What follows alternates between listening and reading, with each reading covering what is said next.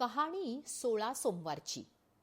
पार्वतीच्या कोपामुळे झालेल्या कोडातून सुटका मिळावी म्हणून गुरव 16 सोमवारचे व्रत करतो.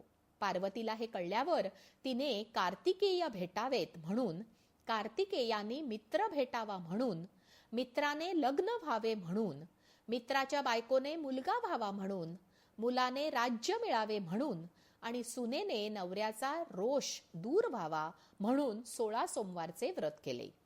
दिवसभर उपास करून रात्री उपास सोडताना अर्धा किलो कणिक, तूप, गूळ असे एकत्र करून खावे. 17व्या सोमवारी 5 शेर चुरम्याचे 3 भाग करून एक देवळात, एक गाईला किंवा गुरुजींना आणि 3रा भाग घेऊन कुटुंबियांसह भोजन करावे असा व्रताचा विधी आहे. भावार्थ: कथेत हत्तीने माळ घातली म्हणून राज्य आणि बायको मिळाली असा उल्लेख आहे. प्राचीन काळी राजा, नवरा शोधण्यासाठी हत्तीणीच्या सोंडेत फुलांची माळ दिली जात असे. राज्य आणि बायको मिळणे या एरवीही योगायोगाच्या गोष्टी आणि नशिबाचा भाग आहे. हत्तीणीने माळ घातली तरी ती एक जबाबदारी स्वीकारणे हेही स्तुत्य आहे. इतर जंगली जनावरांपेक्षा हत्तींना जास्त बुद्धी असते, त्यामुळे त्यांना शिकवून त्यांच्याकडून अनेक प्रकारची कामे करून घेता येतात.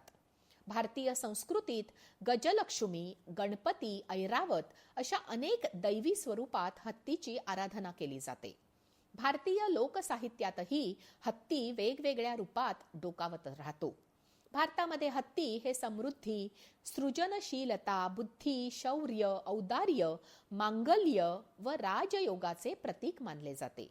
कदाचित म्हणून अशी प्रथा अस्तित्वात असावी. आस्तिकता आणि सामाजिक जाणीव म्हणून व्रते केली जातात. सर्वांच्या मागण्या, अपेक्षा पूर्ण करण्यासाठी देवाला साकडे घालणे कितपत योग्य आहे? इच्छा पूर्ण झाली की गर्व वाढीला लागतो, म्हणून नवसाने मिळाले की त्याची किंमत उरत नाही पर्यंत हे व्रत करण्यावरून अनेक आक्षेप आहेत.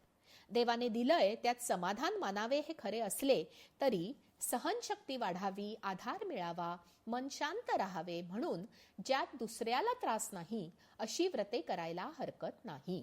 तात्पर्य: खूप माणसे इतरांच्या दृष्टीने निरर्थक, निरुपयोगी गोष्टी करत असतात, पण धार्मिक, आस्तिक गोष्टी केल्या की त्याची चेष्टा करण्याचा चुकीचा पायंडा पडला आहे. वय झाल्यावर करायच्या या गोष्टी आहेत असे बोलले जाते.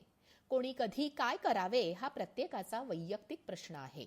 देव न मानणे, नियम न पाळणे, उत्तेजक पेय पिणे, अहोरात्र सामिष भोजन करणे, उगाच कुठेही कधीही भटकणे, वायफळ बडबड करणे, अतोनात खरेदी करणे, दुसऱ्याची निंदा करणे याचे स्वातंत्र्य असेल तर पूजापाठ, तीर्थयात्रा, वाचन, चिंतन, मनन याची आवड असेल तर ते करणे हाही व्यक्ती स्वातंत्र्याचाच भाग आहे.